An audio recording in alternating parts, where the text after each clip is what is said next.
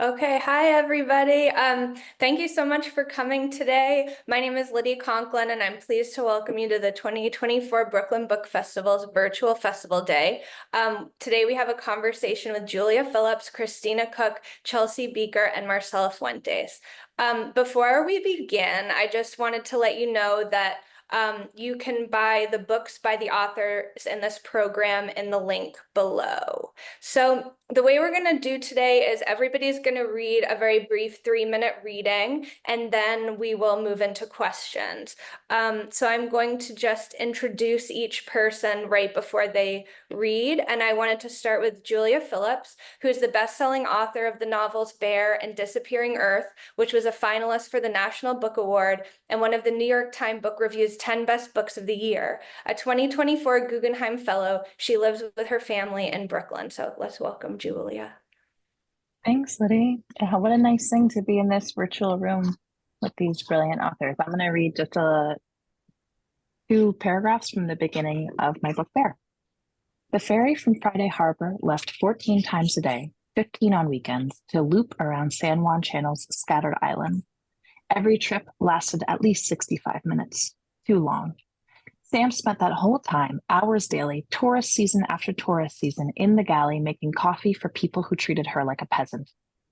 Like Cinderella picking lentils from the ashes, Sam was a nobody doing work that meant nothing, but no prince was ever going to pluck her out of this.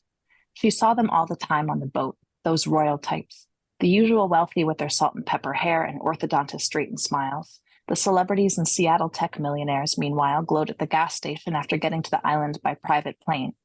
They didn't see her. They never would. Young as she was, Sam had lived long enough to know who could be counted on and who couldn't, who could be trusted, and who had to be put up with in order to pay the bills. Broad-shouldered men lined up before her all day long. It didn't matter. Elena was the only one who was going to save her from this place. They were going to have to save each other. Glorious. Thank you so much, Julia. That was wonderful. So the next person we're going to hear from is Marcela Fuentes. She's a Pushcart Prize-winning fiction writer and essayist. She's a graduate of the Iowa Writers Workshop and was the 2016-2017 James C. McCreight Fiction Fellow at the Wisconsin Institute for Creative Writing. She was born and raised in Del Rio, Texas. Her acclaimed debut novel, Malas, which we'll hear from, out from Viking Books, received starred reviews from Kirkus, Publishers Weekly, Booklist, The Washington Post, and the New York Times, and was selected as a Good Morning America book club pick for June. Look for her upcoming linked story collection, My Heart Has More Rooms Than a Whorehouse, in 2025. Thank you so much for that intro. I'm also going to read a little bit from my, here we go, book, Malas, just a little bit from the beginning.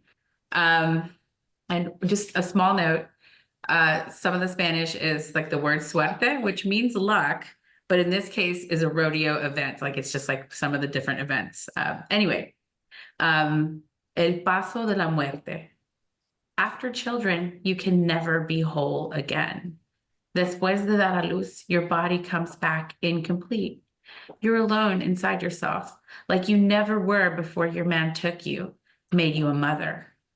Once, there was a girl just 15, a girl at a charreada, a rodeo in another time and place, a girl standing on a metal staircase, a glass of lemonade sweating in her hand. She lost her heart to a young charro. Oh, he made the dust fly for her. Invisible girl, snatching at her father's affections. She was a quince, but a secret, pecadillo de papa, her birthday this clandestine weekend away. You know you're my favorite, Papa said. Bought her a slew of pretty dresses, a Don Mariachi serenade, tickets for the two of them to the charreada. Let her wander among the vendors and peddlers in the stockyard. Said, buy anything you want. La Quince was buying the lemonade when the charro crossed her path. The charro was not like her papa, not of the landed class. Young and swarthy, he was a horseman, a vaquero born and raised on the range, campfires in his blood, his whole life the lariat and saddle, wind and open sky. He wore no charro short jacket, just a white shirt with modest stitching. His leather chaps were oiled but scarred. He was bareheaded, and the afternoon light made his black hair glow. She felt him beside her, quiet as the warm sun. He wanted her to look at him. She kept her eyes down. She was a good girl.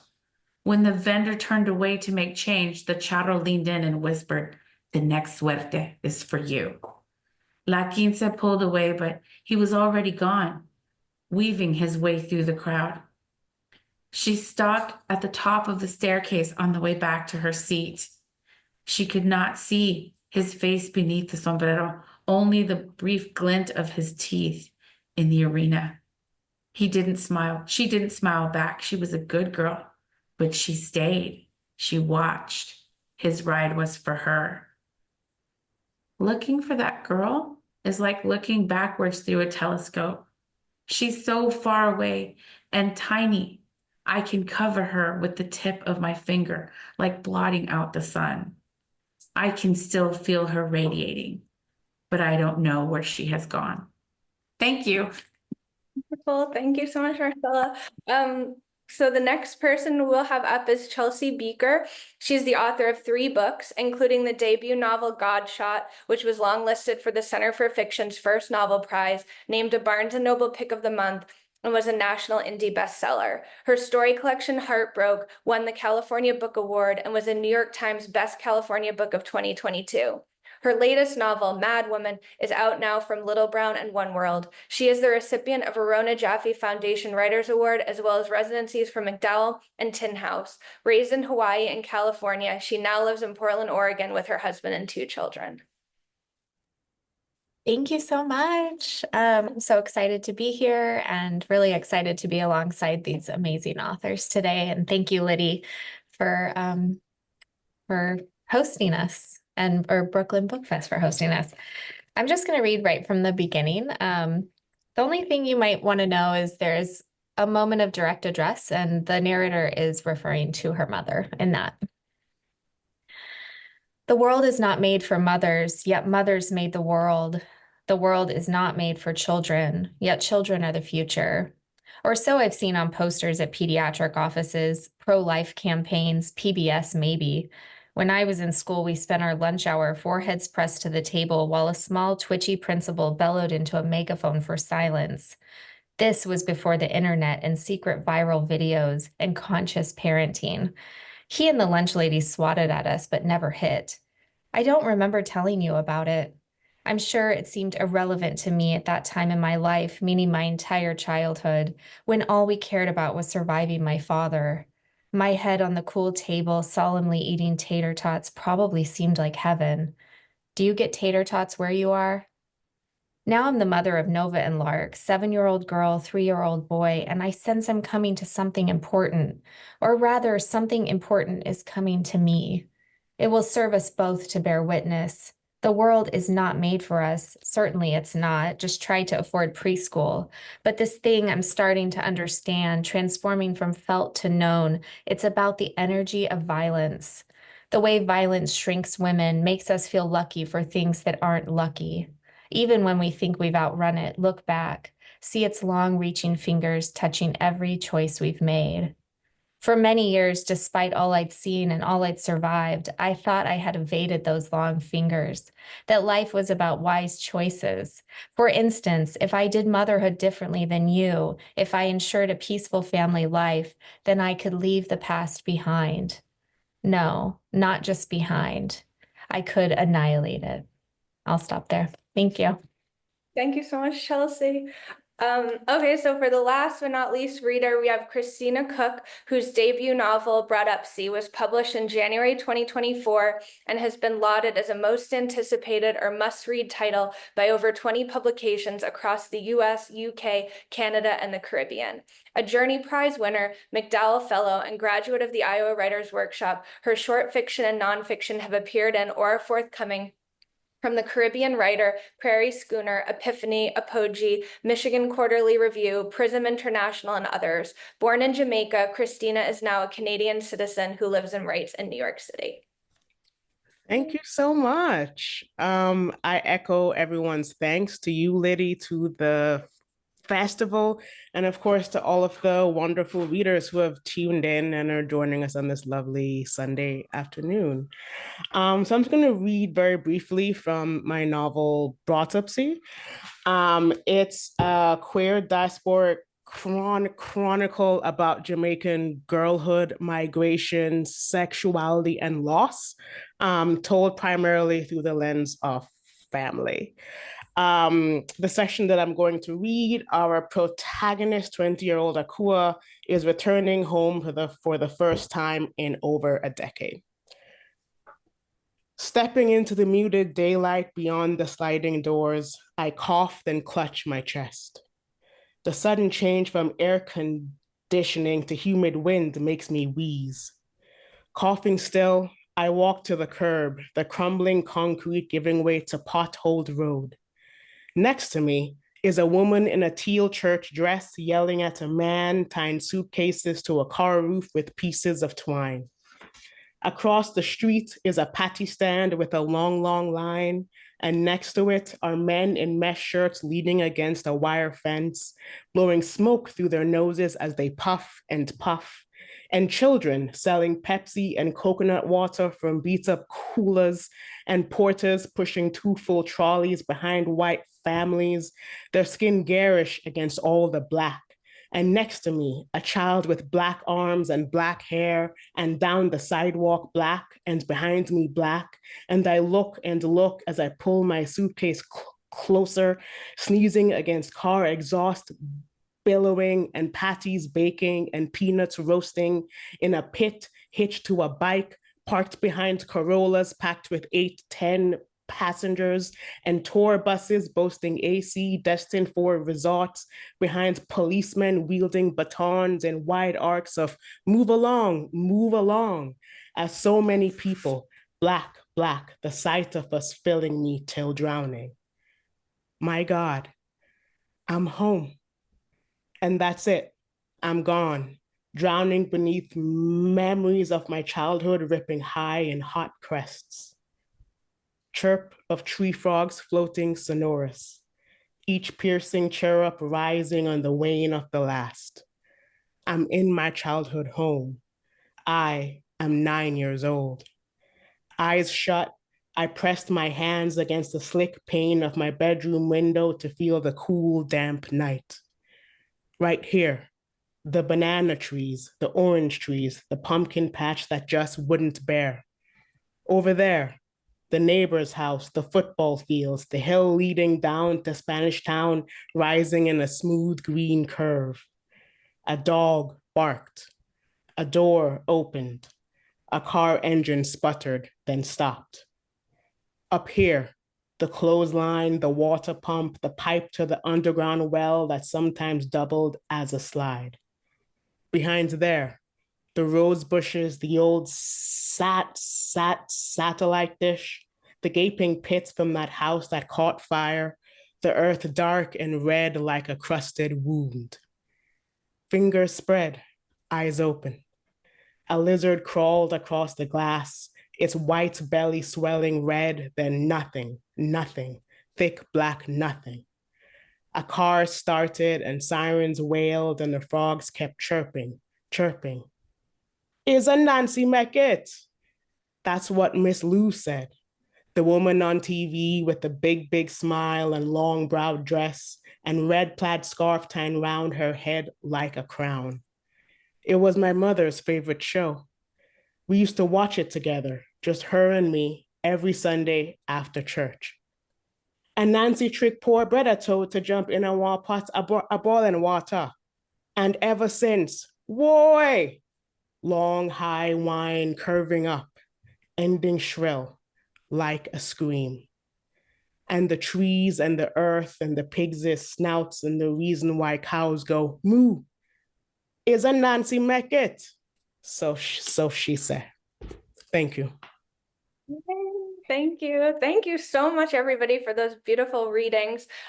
Before we get started on the questions, I just wanted to say that I absolutely loved all 4 of these novels, and I really encourage the readers at home to pick up copies of all of them because you will really thank me later.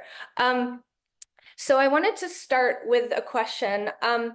All of your books are intensely propulsive reads. As I was reading them over the last month, I kept kind of switching between the novels to make sure I read them all, but I never wanted to leave whichever book I was reading because they all were just drawing me in so deeply.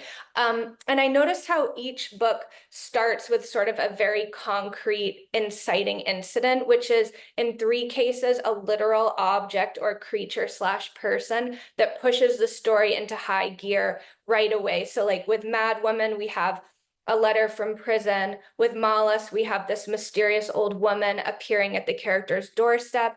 With Bear, we have a bear coming to an island where there are never bears.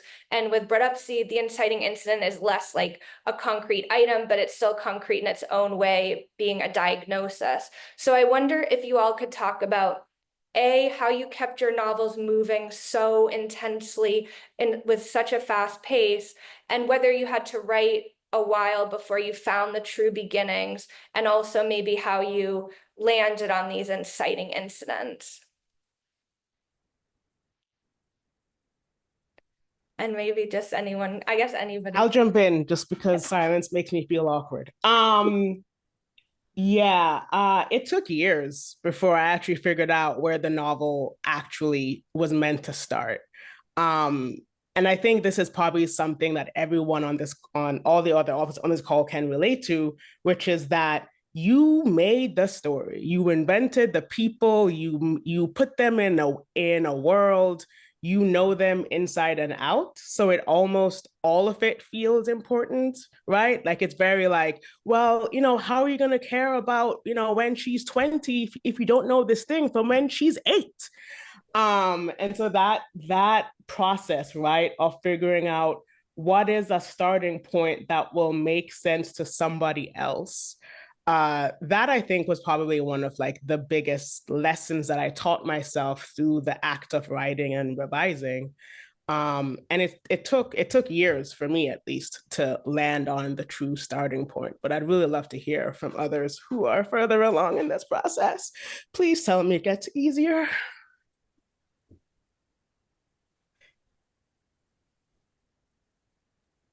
I'll just jump in really quick. I feel like, okay, so the opening of my chapter, like there's of course the old woman who's mysterious, but I started writing it as a fairy tale in a class when I was at Iowa. It took forever to write this novel, but I was like, I'm really failing at writing this fairy tale. Like it won't actually turn into a fairy tale. And it just took me a really long time to figure out where it was going to go, but I think I was like, oh, I'm writing this other thing. And then it was like, I don't want to be that thing that you're writing. So I think it was really attempting to do something and then failing at writing a fairy tale. I wrote a novel. But that was why there was an inciting incident of like this old woman suddenly appears. Yeah. And was that like an assignment for your class to write a fairy tale, or you just thought of it? Oh, it was an assignment. It was Edward Carey and Elizabeth McCracken were at the workshop that semester, and I took his fairy tales class, and he assigned us to write a fairy tale. And by the end of the semester, I was like, I can't turn this in. It's like never ending. And so he just was like, yeah, just do it. Do what you got to do. And he actually drew me a really cool picture of the old woman, which I still have. So that was cool. But it took a long time to figure out where it wanted to go because it wasn't a fairy tale. And I realized that I was really invested in being against cautionary tales. Of course, I don't want to write a fairy tale. I hate women being a cautionary tale. That makes me so angry, which is probably why it's called malas, which is, bad women. So anyway, I think I was trying to figure out what I was doing as I went. Hopefully it's not going to be like that for the next one, but we'll see. Julia, do you want to say yours? Actually, yeah, I love that you brought up fairy tales, Marcela, because that was very much the structure and inspiration for my book was a particular fairy tale. And I found that constraint to be super helpful. Because at least if you start from a certain form, you know what you're working toward or what you're subverting, right? And it was a really enormous pleasure to work inside that and outside of that. The Matthew Salesi's, I remember in Craft in the Row wrote his wonderful book, said that the form of a fairy tale is like, once upon a time it was always like this, and then one day everything changes, which perhaps every story is like that. But the way he put it in that book, I was like, oh, so that's how you do it. So it was a real pleasure to think about starting, to have a brief section of once upon a time it was always like this, try to keep that as tight as possible, and then hit right into the one day everything changes. I thought that was a really fun way to think about form here. Lydia, it makes me really happy that you found all of our books propulsive, because I think that quality was so much of what I was chasing in the writing and so much of my experience with the writing. Christina, my understanding is that it doesn't get easier with every book. Oh, damn it. I remember once, I remember once being in conversation with Christine Scott, who had written, I think, 8 books or something at the time. And I said, does it get easier and easier? And she said, it only gets more miserable. And I thought, oh no, Cool. but it is nice to have more of a context for, the misery and the wonder of it, where you think, well, at least like the holes I'm falling into, I've fallen into holes before, so I have more faith I can get out of these.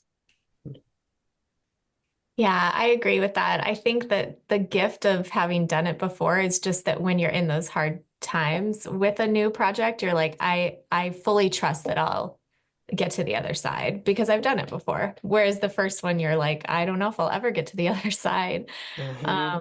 And that does make, for me, it does make a difference. But echoing the idea of propulsion, I mean, or even just starting places. I agree with you, Julia. It's like, it's a day, here's how it's always been. And now this is a day like any other, or different than all the others. And getting as close to that moment in the front, I do think it's a great way to think about beginning. I also thought a lot about, in writing Madwoman, the container of the whole story, on a really practical level, like time-wise. So I knew there's a line, it's like, she has the summer and no more. It's like, we only have the summer, and at the end of the summer, the story will be over. And so just holding that idea of a container in mind helped me feel like I wasn't just meandering into like a never ending, right? Because I think with my first novel, that was something I learned slowly over time and finally figured out the container, but I didn't start there. So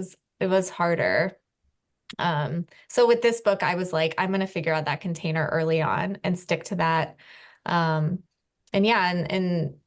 with the idea of propulsion, I think something I think a lot about is like beginning and ending each chapter in a way that feels really intriguing. And then also like, you can never let the reader off the line. Like the last line of every chapter should be a door opening rather than a door closing. We always want to be like offering just another little piece or something unexpected at the end of that chapter that's going to make the reader not want to put it down. So I just picture this like series of doors being blown open and never like a convenient little closed door. And where I began the novel, I wasn't really sure. I think the opening lines, I kind of always think like the opening lines to any project like holds the DNA for the rest. And I wanted my opening lines to do that. However, I think I had a moment of anxiety where I was like, if I start with motherhood, if I start with this sort of like image of the world not being made for mothers or children, will that turn some readers off? Because like I kind of think like our patriarchal society like hates mothers and children. And I was like, there must be a sexier opening. And in the end, like there's not. Like that is the book. That's the DNA of the book. And I just had to like hold strong with trusting that a reader could hold that too. So yeah, thanks for the question. That was great. I love those answers, and I love, thinking about propulsion and how to keep a reader hooked. And I think while reading, one of the things I was thinking about was that the way you all handled emotional stakes and how that was also kind of part of what was drawing me through. Like, so in Broughtupsy, we're faced with this very question of the life or death of a child, like basically the moment the book opens. In Bear, like there's this very real and material threat of like a predator. In Madwoman, Clove stands to lose everything she's built. And in Malas, there's also various like large scale stakes for Pilar and Lulu. Like with Pilar, we have this early death and how that's handled, and then an even more devastating death. With Lulu, her family system is under threat. Her dog has been killed under mysterious circumstances when the book opens. And so I wondered if all of you could talk about how you thought about emotional stakes and how you kept them high and how you found those stakes as you were writing. Maybe Marcela, do you want to start first? Not to call on you, but I think so. I kind of knew the trajectory of the last story kind of early, but it was a little bit hard to kind of sit in that emotion. And I think I had to really just, a lot of it was, the book is also kind of a music novel. And I think I listened to a lot of music and just tried to like stay in that. I did find myself kind of wanting to retreat back from some of Pilar's emotion because she's very, very intense. But I think a lot of it was about just feeling the character who had all of these desires and all of these fears, and being told over and over that her experience, like she should feel lucky because she has all of these things and she's, you know, at least it's not as bad as it could be, or, you know, things like that. And just the way that can make someone feel very resentful and very angry. And I think for me, it was really kind of trying to sit in that and unlock it a little bit. I had a little bit for Lulu, a little bit of a harder time. That was more of a revision stage, because it was, for some reason, like sometimes it was really a pleasure to write someone who was 14 and who was like, yeah, I'll do whatever because I'm 14 and whatever. But I think as you get older, like you forget that a lot of that is bravado and there's really a lot of pain. And so a lot of it was kind of going back and trying very hard to like think back to those times and to remember it, not with like rosy glasses or with, you know, oh, it was such a horrible time, but like, what is that really like? And for some reason, I felt like there was, maybe this was part of really getting to the heart of the book for me. I realized that like, even though they were in different generations and they were certainly different ages, there was a lot of that same resentment from both of them that was like, oh, you're being told you have to be this way, or the things that you want are not things that you should want. And that kind of just oppressiveness, I guess like I just kind of opened up to that a little bit, sitting there a long time and just not blinking. Not that I wasn't, you know, just kind of like not putting white space and just actually saying something was a little bit hard sometimes. So yeah, but I definitely had that moment where I was like, they're just really pissed because people keep telling them that they should be happy with what they have, and they're just really pissed, which I feel like many of us can relate to. I don't know. Yeah, I'd say that your question, Lydi, is a fantastic one. Because my novel is deeply character driven. You know, I often tell people that if you're looking for a book that's just like, who done it? Don't read my book. That's not the vibe here. My book is very much like this happened.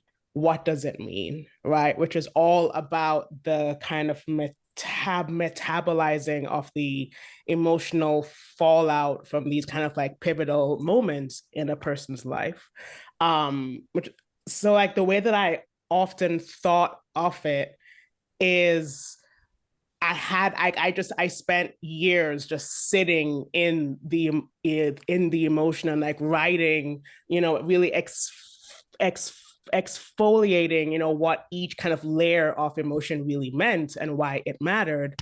Because that was the story, you know, because like so much of this is about a return, but also about the anger and the grief and the sense of disconnect and the yearning that the return was an impetus for, and then what it results in. And so that's, I think, a huge part of why this novel for me took so long to write, is because I couldn't kind of God my way around any of it. I couldn't just like create a circumstance that could move it along, I had to move through all of those layers for myself in order to be able to put them on the page.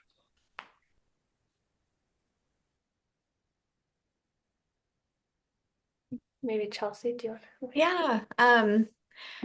Yeah, I thought a lot about emotional stakes really in the sense of because my main character is someone who, to my mind, is experiencing really complex PTSD. It's like, well, how do you make memory and how do you make that bodily experience of complex PTSD interesting on the page, right? Because I realized as I was writing the book, I was like, one of my goals is to find a way to make the experience of sitting in the present moment in relative safety feel really dangerous because of the past.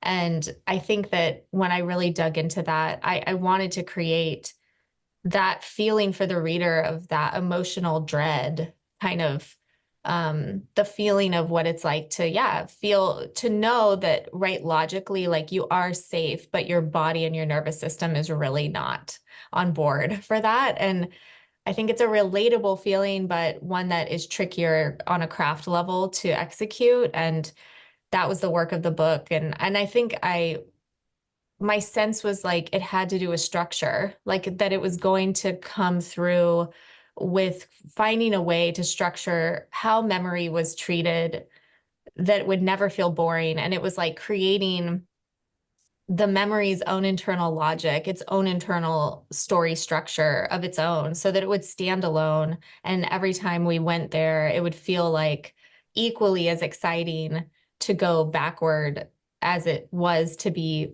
rushing forward in the present moment. So it was sort of taking care of those dual timelines and making sure that when we were getting into the past, it was hanging on the hooks of a present trigger that felt fully connected. It wasn't like, when it's disconnected, I think that's when it can start to feel like not as propulsive or not as logical to the internal mechanism of the story. But yeah, in that way, it's like, I guess the books I love the most are kind of creating that feeling of emotional dread or of making memory or the past feel dangerous in that way. And I think that was kind of my goal in writing the book, to really represent, like, yeah, psychologically, like, how does it feel to be really messed up by the past? So that's so great. Yeah, I love that idea of like the past having its own emotional arc in the background. So every time we go back to it, we're learning something new.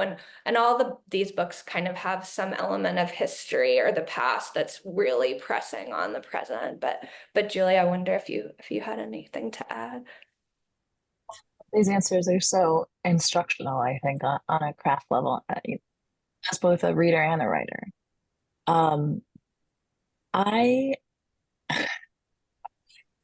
movies, that's my favorite movie genre.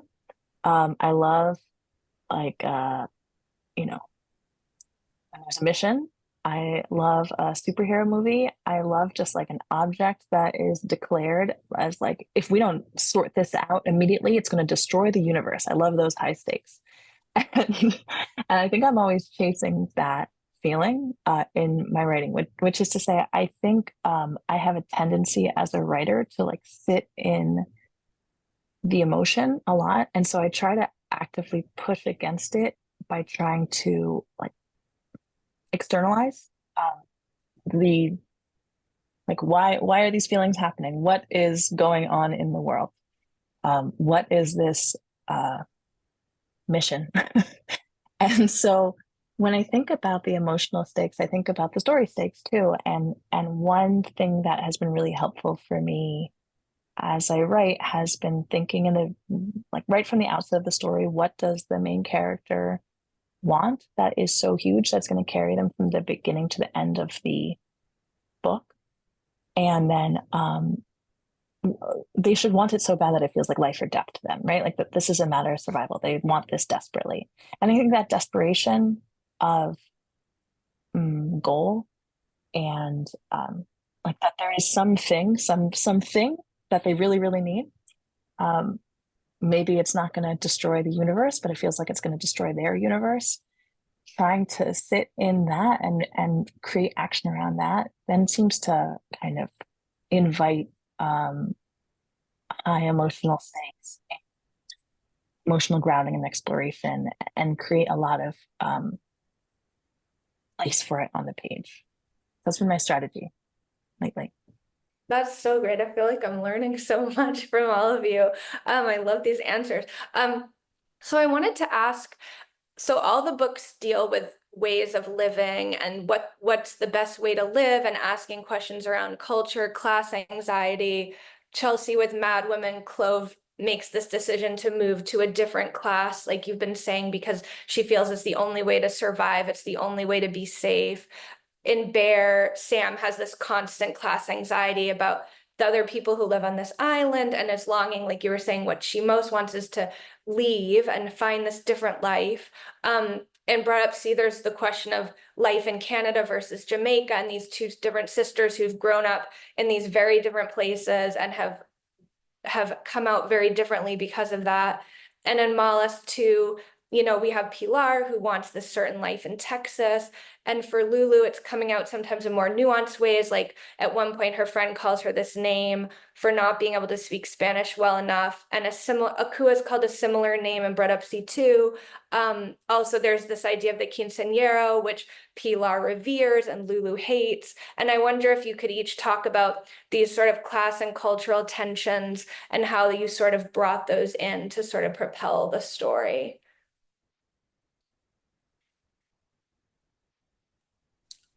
Hate silence. Here I go.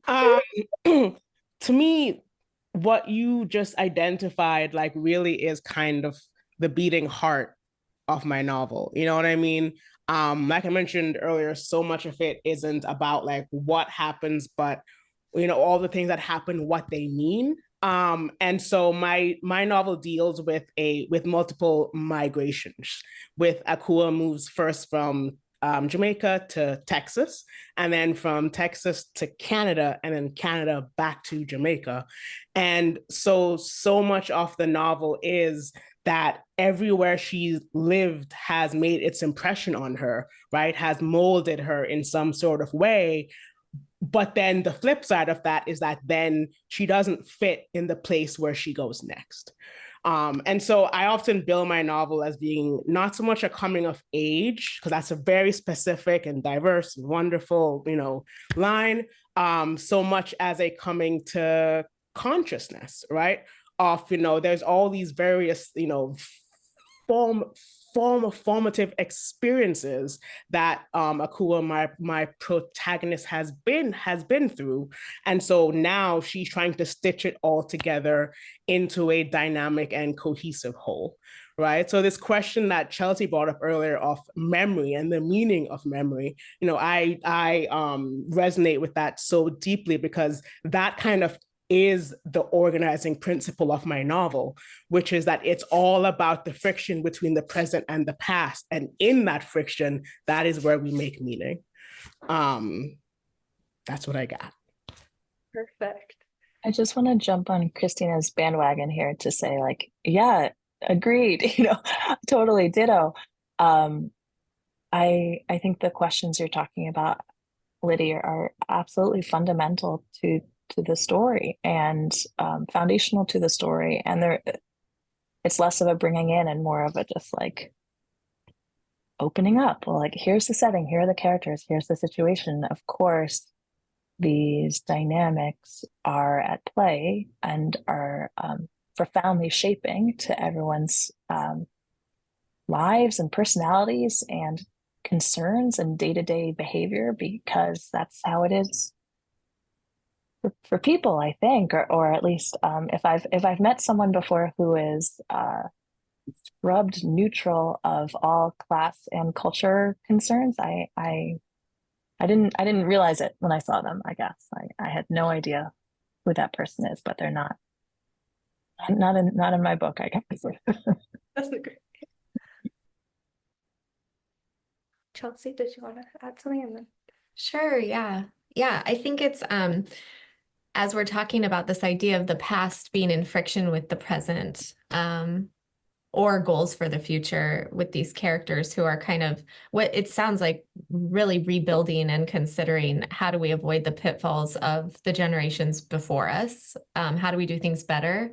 I think for the characters in my book, there's so much of their world is oppressed by domestic violence that these markers of class success, like the right, like there's a moment where the mom becomes fixated on getting like bottles of crystal geyser water, like bottled water. And, you know, this is more than in the 90s. Okay. Like it was cool then.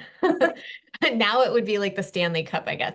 But like the idea of bottled water being like a marker of some sort of like worthiness for these women, like we can't have all these other things. We're not safe at home. Financially, they're completely oppressed and under so much control from so many different levels. But if we can try to sneak these waters, like it's sort of this thing that I think speaks to the resiliency of the human spirit, where it's like, this is really all I can reach for. Like if I can just get the right brand of something, or if I can get the thing that other people seem to have or seems to mark their worthiness, like the women in my book are after that because it's the one little thing. So the character in the present, she gets into a little bit of debt and some trouble around trying to obtain this image of outward success or class achievement in some way. But I think it stems from that desire to be worthy of those things and to, I don't think it's altogether like that where the desire comes from is not bad, even though it gets them into a lot of trouble. I think we can all relate to that, or like those markers of, I guess I just keep coming back to like worth, like how do you like signal that you are worthy of like better treatment? And sometimes it becomes these material objects in some way. So I thought about that a lot as I wrote, for sure. Yeah. Great. And I know we only have a couple minutes, but Marcela, did you have anything you would add? I just wanted to kind of echo what Chelsea was saying. I do feel like even though the stories are totally different, that there is a kind of like markers of success that both Bilal and Lulu have. Like for Bilal, it's like, oh, I'm married and I should have had a quinceañera. I can have all these things and then I will be worthy. And somehow generations later, Lulu's like, I reject all of that and that's how I'm worthy. But I think it's also exploring the markers in that community that mark you as, okay, are you from one side or the other side of the border? And what does that mean in terms of your social status, how much money you probably have, how you're treated by everyone?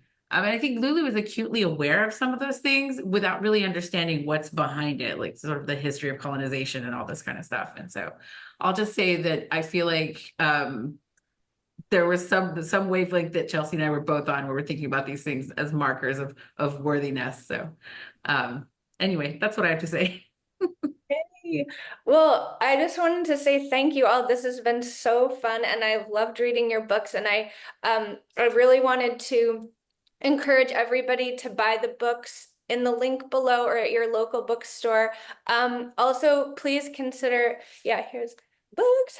You could also consider making a donation to the Brooklyn Book Festival. It's in its 19th year of presenting free literary programming. It's an absolutely wonderful institution that deserves any penny you might spare. If you are in New York City this week, please come to the citywide bookends or the in-person Children's Day and Festival Day on September 28th and 29th in downtown Brooklyn. And thank you everyone for coming, and thank you to our wonderful authors for sharing your wisdom and your literature with us. Yay. Thank you. Thank you all so much. Thank you, Lydi. Thank This you. was fantastic. What a joy to meet all of you. Indeed.